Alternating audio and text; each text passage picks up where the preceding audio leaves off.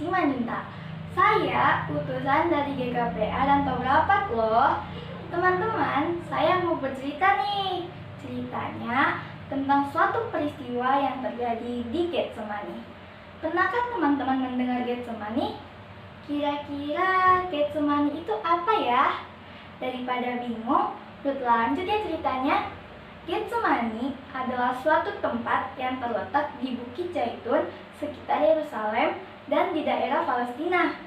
Getsemani adalah suatu tempat di mana Tuhan Yesus pergi bersama murid-muridnya loh, bukan untuk bermain-main ataupun rekreasi seperti yang ada di dalam keluarga kita. Tapi Tuhan Yesus pergi bersama murid-muridnya untuk berdoa di malam terakhir menjelang Tuhan Yesus ditangkap, diadili, dan disalibkan. Di Taman Getsemani terjadi suatu peristiwa yang sangat menakutkan, di mana ketika Yesus dan murid-muridnya sampai, Yesus memisahkan diri dari mereka untuk berdoa. Sebelum Yesus memisahkan diri, Yesus berpesan kepada mereka, "Berdoalah supaya kamu tidak jatuh ke dalam pencobaan." Di Taman Getsemani, Tuhan Yesus berdoa dengan cara berlutut loh, bukan dengan cara membuka-buka mata atau sambil melihat-lihat handphone. Tapi Tuhan Yesus berdoa dengan cara berlutut. Tahukah teman-teman apa isi doa Tuhan Yesus? Apakah Tuhan Yesus meminta handphone? Atau Tuhan Yesus meminta baju? Atau Tuhan Yesus meminta telur Paskah? Ternyata Tuhan Yesus tidak meminta itu semua loh.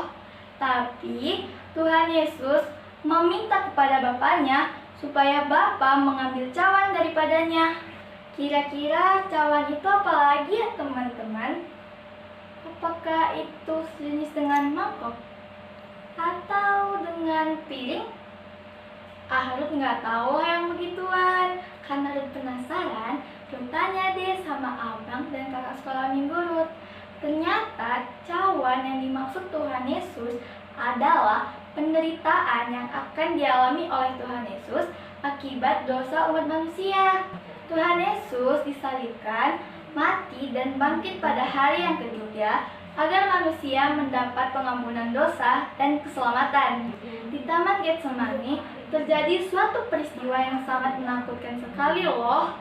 Semakin dia ketakutan, semakin bersungguh-sungguh dia berdoa, sampai-sampai dia mengeluarkan keringat seperti titik-titik darah. Dikarenakan begitu berat penderitaan yang dia alami akibat dosa manusia. Setelah Tuhan Yesus selesai berdoa, dia bangkit berdiri dan kembali kepada murid-muridnya. Ternyata murid-murid Tuhan Yesus sedang tertidur nyenyak loh teman-teman. Bukannya mereka berdoa seperti yang Tuhan Yesus minta. Bikin kesel gak sih? Karena itu Tuhan Yesus menegur mereka dan berkata, "Mengapa kamu tertidur? Bangunlah supaya kamu tidak jatuh ke dalam pencobaan." Nah teman-teman, sebagai anak sekolah minggu yang baik, kita harus tekun berdoa seperti yang dikatakan Tuhan Yesus, agar kita tidak jatuh ke dalam pencobaan. Dan kita harus ingat, Tuhan Yesus disalibkan, mati dan dikuburkan akibat dari dosa dan kejahatan kita. Tuhan Yesus menderita untuk menebus dosa-dosa kita. Tuhan Yesus menderita untuk menyelamatkan kita.